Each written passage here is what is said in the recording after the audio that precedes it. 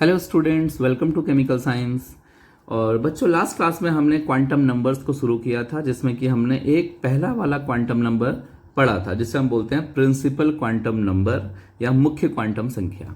ठीक है, तो आज हम दूसरे वाला क्वांटम नंबर जो है जिसे हम बोलते हैं द्विगंशी क्वांटम संख्या या फिर एजीमुथल क्वांटम नंबर, इसको हम लोग डील करने वाले हैं। ठीक है, ये काफ़ी इंपॉर्टेंट है और ये आपको बहुत सारी इन्फॉर्मेशन देगा जैसे कि उस वाले ने दी। लेकिन प्रिंसिपल क्वांटम नंबर में क्या है ना, न्यूमेरिकल्स वाली चीज़ें ज़्यादा थी, बट इसमें ऐसा नहीं है।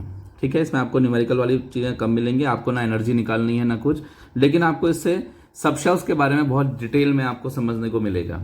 चलिए तो स्टार्ट करते हैं।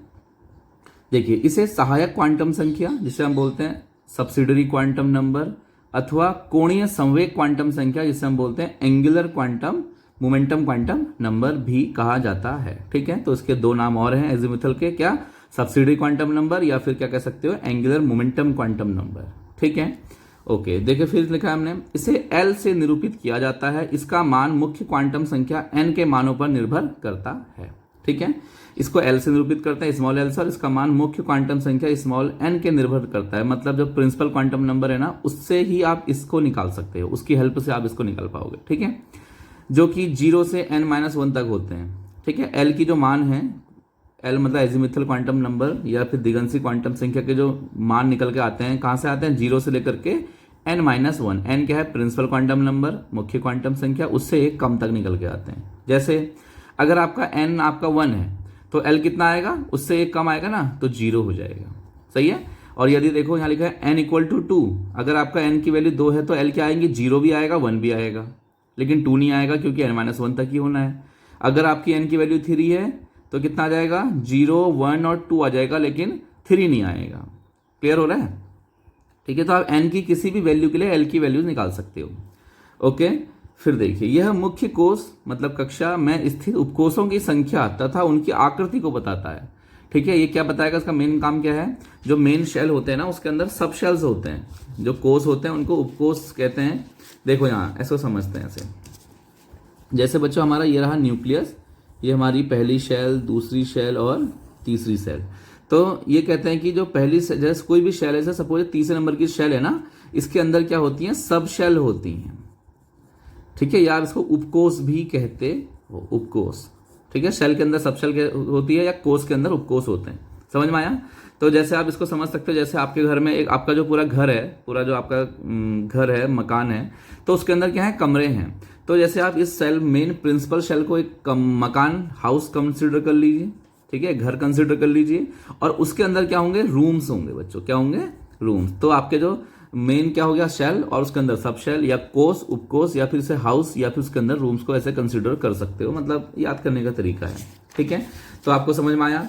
तो प्रिंसिपल क्वांटम नंबर देखो, जो हमने कल लास्ट क्लास में पढ़ा था, तो हमें प्रिंसिपल क्वांटम नंबर क्या बताता है, इसके बारे में बताता है कौन से वाले कोष में है या कौन सी वाली कक्षा में है ना, कोष या कक्षा में। और जो आज हम पढ़ रहे हैं, इस वाले लेक्चर जो हम पढ़ रहे हैं, L, वो क्या बताता है, कोष के अंदर उपकोष बताता है, उपकोष, या कह सकते हो कक्षा के अंदर क्या बताता है, उपकक्षा को बताता है। समझ में आया? ठीक है, तो लास्ट क्लास में हमने प्रिंसिपल क्वांटम नंबर पढ़ा, और इस क्लास में हम लोग क्या कर रहे हैं, प्रिंसिपल क्वांटम नंबर के बाद द्विगंशी क्वांटम संख्या या फिर एजीमुथल क्वांटम नंबर पढ़ रहे हैं। ठीक है, देखिए अब हमें कैसे पता चलेगा कि कौन सा उपकोष है, कितने उपकोष हो सकते हैं। देखिए यहाँ देखिए n, यहाँ पे मैंने एक चार्ट बना रखा है, आपको दिख रहा है n की वैल्यू जहाँ लिखी है मैंने 1, 2, 3, 4। देखो जब n की वैल्यू 1 होती है तो L की वैल्यू क्या होती है बच्चों, 0। अभी आपने यहाँ देखा था ना, n = 1 तो L क्या होता है, 0, तो L 0। और जो L, जब L की वैल्यू 0 होती है तो कौन सा उपकोष बनता है या सबशेल बनता है, इसे बनता है बच्चों 1s। एक्चुअली में 0 में बनता है s, और 1 इसलिए कह रहा हूँ क्योंकि 1 है ना n की वैल्यू, तो 1s बन जाएगा। सही है, सिमिलर L की वैल्यू यहाँ पर क्या है, 0। अब जैसे n की वैल्यू मैंने 2 रखी है। ठीक है, मैं इसको थोड़ा सा और स्केल से वो कर देता हूँ लाइन, ताकि आपको और अच्छे से समझ में आ जाए। देखिए, तो मैंने इनको रूल कर दिया है, तो देखिए अब आपको थोड़ा ज़्यादा क्लियर समझ में आएगा। देखिए जब n की वैल्यू 1 थी बच्चों, तो हमारी L की वैल्यू कौन सी आई, 0। और जब 0 आती है तो कौन सी सबशेल बनती है, S। देखो मैंने इसको अलग से यहाँ पर मेंशन भी किया हुआ है, आप एक काम कर सकते हो, पहले इसको ही देख लीजिए। देखिए वैल्यू ऑफ L 0, सबशेल कौन सी बनेगी, S। वैल्यू ऑफ L 1, तो सबशेल कौन सी बनेगी, P। ठीक है, सबशेल मतलब कोष, उपकोष, ये क्या है।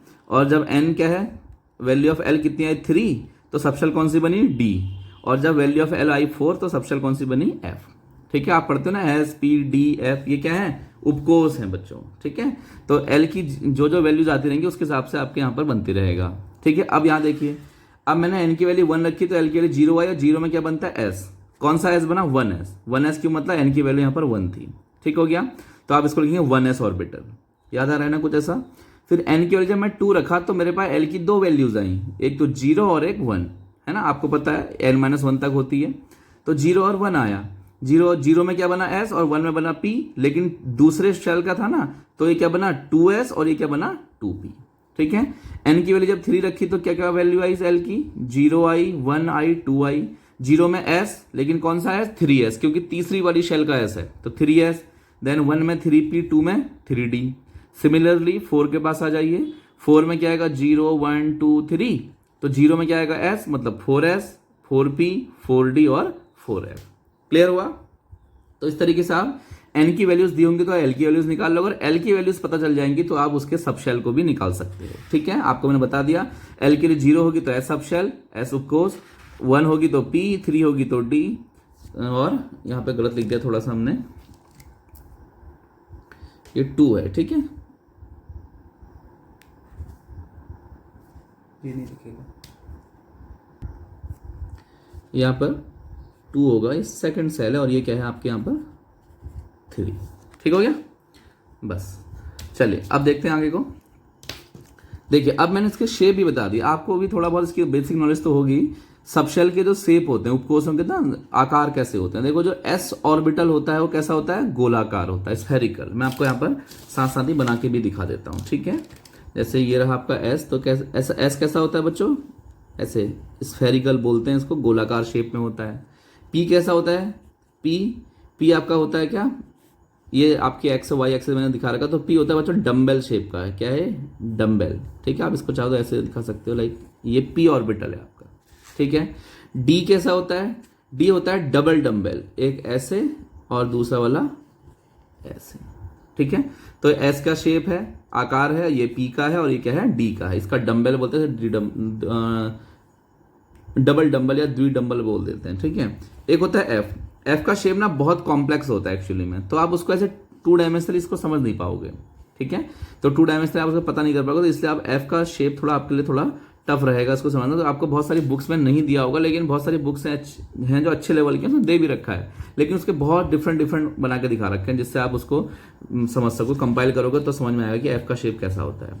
ठीक है, फिलहाल मैंने यहाँ पर लिख दिया है रोजेट आकृति, जटिल आकृति, या रोसेट शेप बोलते हैं इसको। ठीक है, तो देखो एस का क्या लिखा है, गोलाकार स्फेरिकल। पी में लिखा है डम्बल, डम्बल मैंने आपको बना के दिखा दिया। और डी का क्या होता है, द्विडम्बल या फिर डबल डम्बल। और एफ का हमारा क्या होता है, रोजेट आकृति, जटिल आकृति, या फिर रोजेट शेप। सही हो गया। ठीक है, अब आता है हमारा कोणीय संवेग। देखो, इससे हमें एक चीज और पता चलती है, जैसे आपने देखा कि अभी इसने क्या बताया, उपकोषों की संख्या, उपकोषों की आकृतियां कैसी थी, ये सब बताया। अब हमारे इसके हेल्प से हम एक चीज और निकाल सकते हैं बच्चों, क्या, कोणीय संवेग कैपिटल एल से दिखाते हैं हम इसको, एंगुलर मोमेंटम। ठीक है, कक्षीय कोणीय संवेग। तो एंगुलर मोमेंटम का फॉर्मूला आपको पता है, M V R equal to H upon 2 pi और under root L into L plus 1, ये इसका फॉर्मूला है। आप इसमें एल की वैल्यू रखेंगे तो आप एम वी आर निकाल सकते हो। एल की वैल्यू बस आपको क्या रखना है, यहाँ पर एल रखना है। एल आप यहाँ से निकाल रहे हो, एल की वैल्यू यहाँ रखिए और आप एम वी आर कोणीय संवेग उसका निकाल सकते हो। ठीक है, और m क्या है यहाँ पर, इलेक्ट्रॉन का द्रव्यमान, v क्या है, इलेक्ट्रॉन का वेग, r क्या है, इलेक्ट्रॉन की कक्षा की त्रिज्या, और h यहाँ पर क्या होता है बच्चों, प्लांक स्थिरांक, प्लैंक कांस्टेंट आप इसको बोलते हो। क्लियर हुआ। तो ये हमारा एजीमुथल क्वांटम नंबर कह लीजिए या फिर दिगंसी क्वांटम संख्या कह लीजिए। ठीक है, आप इनके बढ़िया नोट्स बनाइए, जैसे मैंने यहाँ बना के रखे हैं, आपको ऐसे ही यहाँ पे करने होंगे, तभी आपको एग्जाम में फुल मार्क्स मिलेंगे। ठीक है, तो कोई डाउट्स हैं तो आप पूछ सकते हैं कमेंट्स करके, और उसके बाद मैं आपको रिप्लाई कर दूंगा। ठीक है, पहले हम इन सबको 1 बाय 1 पढ़ लें, देन उसके बाद मैं आपको पूरे टॉपिक को एक साथ कंक्लूड करूंगा एक अलग से वीडियो में, तो उसमें आपको और चीज़ें समझ में आएगी और उसमें हम कुछ क्वेश्चंस को भी लगाएंगे। ठीक है, तो मिलते हैं बच्चों हम लोग नई वीडियो में नेक्स्ट क्वांटम नंबर के साथ।